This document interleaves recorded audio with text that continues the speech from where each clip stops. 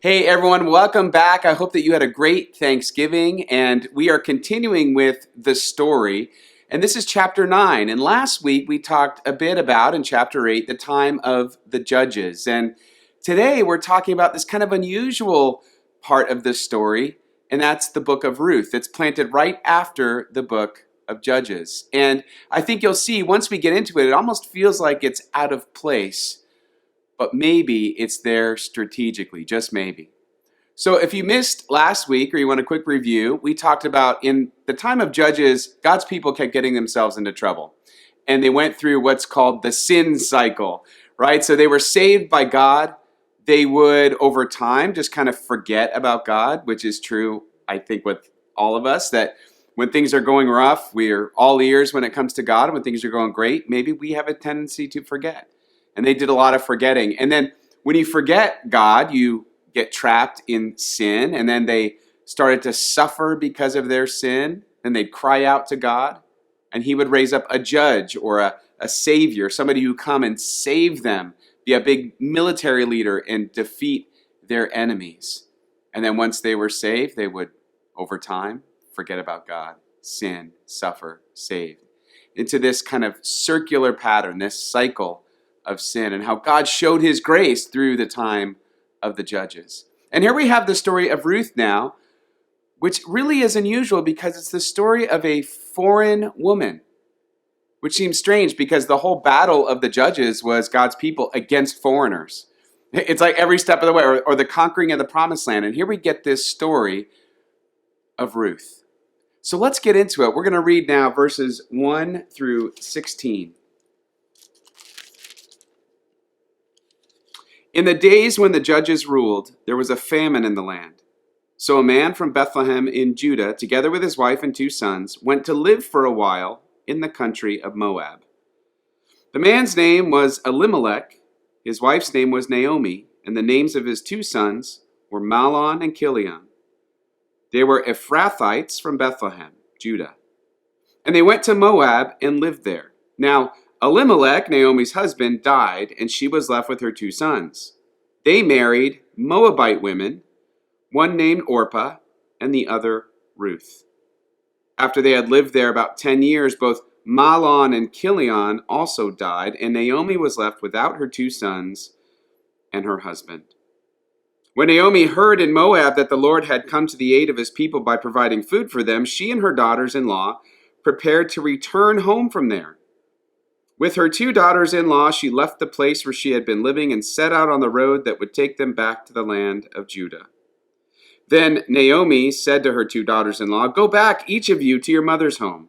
May the Lord show you kindness as you have shown kindness to your dead husbands and to me. May the Lord grant that each of you will find rest in the home of another husband." Then she kissed them goodbye, and they wept aloud and said to her, "We will go back with you to your people." But Naomi said, "Return home, my daughters. Why would you come with me? Am I going to have any more sons who you could become your husbands? Return home, my daughters. I am too old to have another husband. Even if I thought there was still hope for me, even if I had a husband tonight and they gave birth to sons, would you wait until they grew up? Would you remain unmarried for them? No, my daughters. It is more bitter for me than for you, because the Lord's hand has turned against me." At this they wept aloud again. Then Orpah kissed her mother-in-law goodbye, but Ruth clung to her. "Look," said Naomi, your sister-in-law is going back to her people and her gods. Go back with her." But Ruth replied, "Don't urge me to leave you or to turn back from you. Where you go, I will go, and where you stay, I will stay. Your people will be my people, and your God, my God." We get this really powerful moment in the story of Ruth, who is this Moabite woman who had married to Naomi's son and now is making a dedication, a vow to her based on love. She loves her. She loves her mother-in-law. She doesn't want to see her befall harm because she's very vulnerable. She has no husband. And back then, having a husband and having a man who could lay claim to an estate was a big deal. And if you didn't have that, you didn't have any kind of security if you were a woman, let alone a foreign woman on your way back to, for Ruth, a foreign land, back to the land of Judah, Bethlehem. And it's really kind of an amazing moment because, again, this foreign woman is doing something very sacrificial. Ruth is sacrificing because of love. She's willing to leave her homeland, go somewhere totally new, as a sacrifice of love. Whenever I hear that story, I always think about my own story and sacrifice of love that my wife Karen made. So here's a picture of where Karen was when we became engaged. She was living in Irvine, California. Yes, it is that beautiful all the time. And she moved here. We were engaged, and she moved out here. I was a youth director outside of Philadelphia, and she moved in February of 2001. And this is what it looked like out the car window when she was leaving the airport. It's like barren, dead trees. And if you ever have her tell this story, she will give you an indication of just the amount of sorrow she was experiencing moving from Irvine to Philadelphia in the winter. It was so depressing, but she was happy to do it, but she was also grieving what she had to leave behind. But she did it as a sacrifice of love. For her, it was the thing that she wanted to do, but it didn't mean it didn't involve any pain or any sacrifice. Ruth's call to Naomi, where you go, I will go, involves sacrificial love. Let's read a little bit further. This is verse 19. So the two women went on until they came to Bethlehem. When they arrived in Bethlehem, the whole town was stirred because of them. And the women exclaimed, "Can this be Naomi?" Why was that? Well, remember, Naomi's returning home. She had been in Moab. She's coming home. It's sort of like all of you when you came home for Thanksgiving. Can this be you? How are things going? They saw her estate. They saw what had happened. They had heard about what had happened with her husband and with her sons. And they're like, can this be you? I can't believe things have gone this far south for you, which, that's not like the nicest way to greet somebody who's going through a hard time, but that's what she received. And she answers this, "Don't call me Naomi," she told them. "Call me Mara."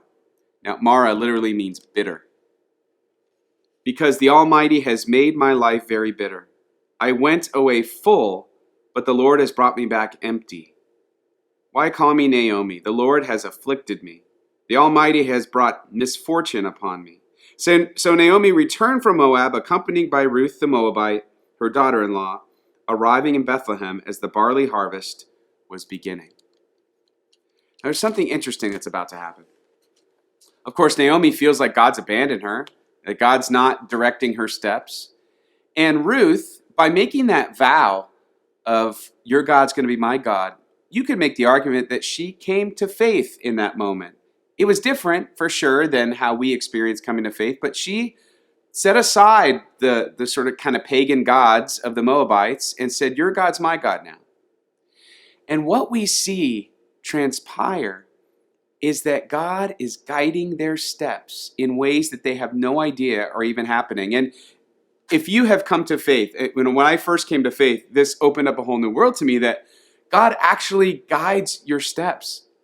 And you don't even see it happening most of the time. You don't only realize what he's doing, but he's leading you right into paths and circumstances that you need to be in order to receive the blessing that he has for you.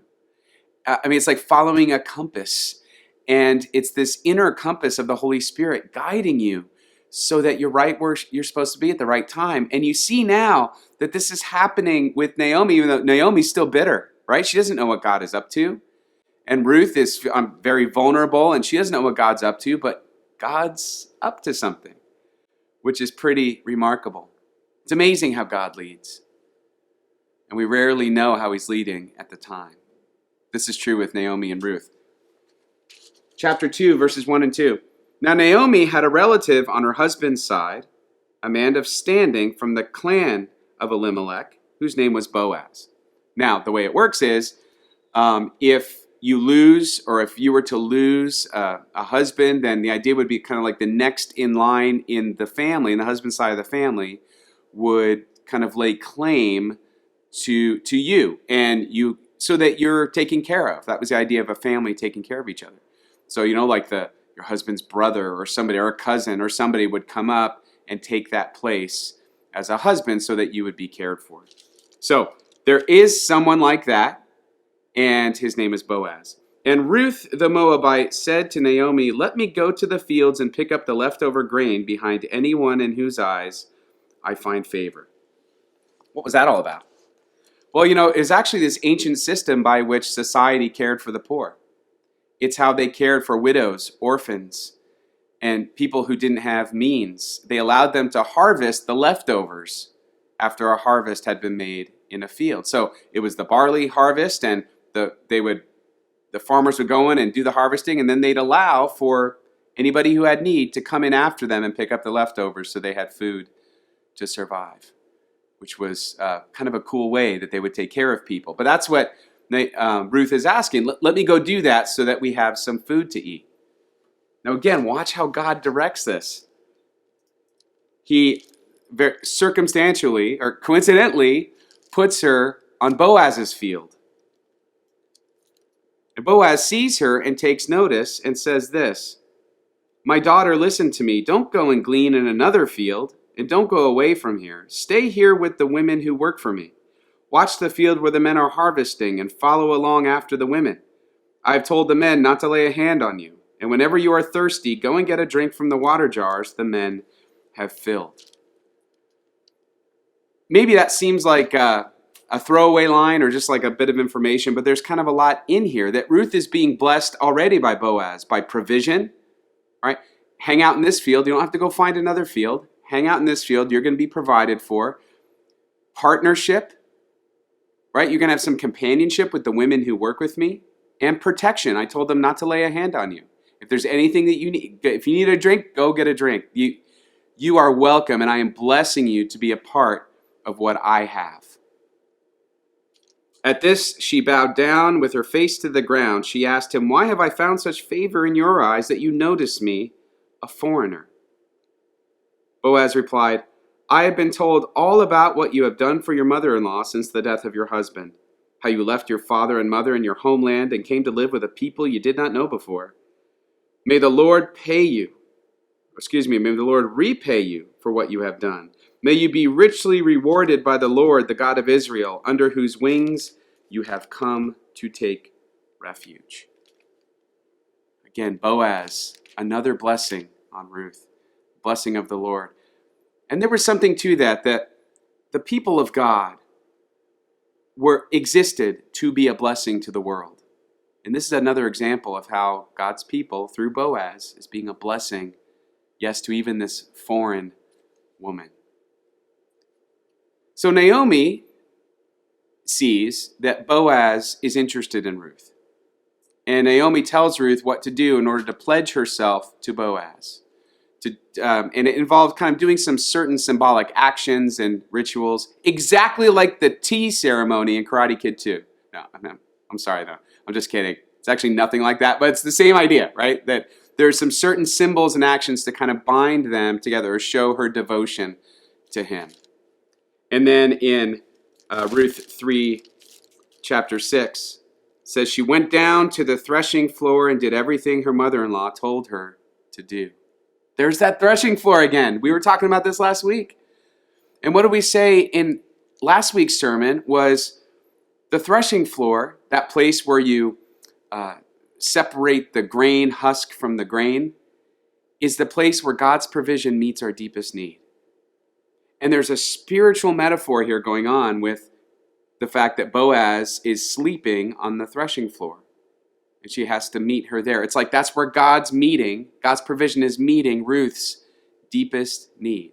And Boaz's deepest need for love, for companionship, for a wife. Boaz marries Ruth, claims the estate, which includes Naomi now. So that means Naomi's taken care of for the rest of her life. And Ruth and Boaz have a son that Naomi then gets to help to raise. You see like how God is, through the tragedy that happened, is restoring Naomi and Ruth. And in fact, in some ways, giving them even more than they would have had otherwise. Think about it. Instead of being in Moab, now they're home. Naomi's home to the estate of a wealthy man who's kind and generous and going to take care of them. She lost 2 sons, but she gets to help raise a son. There's all sorts of blessing happening all throughout this story. And we see in 4:16 when Naomi, it says, took the child in her arms and cared for him. You almost feel like there's a deep satisfaction in this moment. And that God has been navigating this all throughout the story, and probably she didn't realize it until the very end. Listen, Naomi was so bitter, but God was leading her the entire way. She lost her husband and sons in a foreign land, but now she's home, cared for. And here's the thing. Here's the thing about Naomi's story. Had she not decided to return to Bethlehem, none of this would have happened. God was the compass that was directing her steps all along, even when she was feeling bitter about God, that God had left her empty-handed, that God had abandoned her. It was quite the opposite. And man, how many of us have ever felt like that? And maybe we can take some encouragement in Naomi's story that God may just be guiding our steps, may be caring and providing for us in ways that we don't even understand yet, even though we feel like we've been left behind. God directed their path. Bitterness turned into joy. Vulnerability into security. Hopelessness into hope. But the crazy thing is, that may not even be the punchline of this story. Watch this. If we go all the way to Matthew, it is Advent after all, and we go to the very beginning, the genealogy of Jesus, that usually we skip over, because it's like, okay, let's get to the good stuff. Watch this though. This is the genealogy of Jesus, the Messiah, the son of David, the son of Abraham. Abraham was the father of Isaac, Isaac the father of Jacob, Jacob the father of Judah and his brothers, Judah the father of Perez and Zerah, whose mother was Tamar, Perez the father of Hezron, Hezron the father of Ram, Ram the father of Amminadab, Amminadab the father of Nahshon, Nahshon the father of Salmon. Now wait for it. Salmon the father of Boaz, whose mother was Rahab. Remember Rahab? The foreign prostitute who saved the spies who were going into the promised land? That Rahab.